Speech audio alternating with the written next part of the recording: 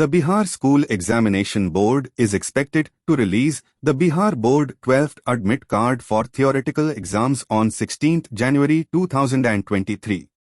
The admit card will be available for download until 31st January 2023. The Bihar Board 12th exam for theory will be held from 1st February 2023 to 11th February 2023.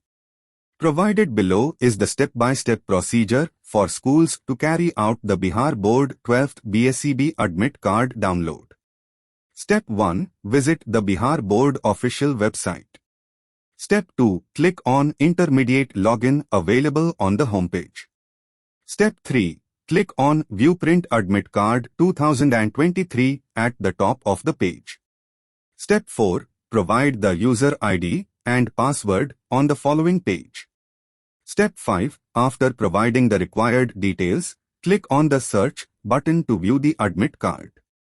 Step 6. Bihar Board BSEB 12th Admit Card 2023 files will open in a new window. And Step 7. Download the file to check the details.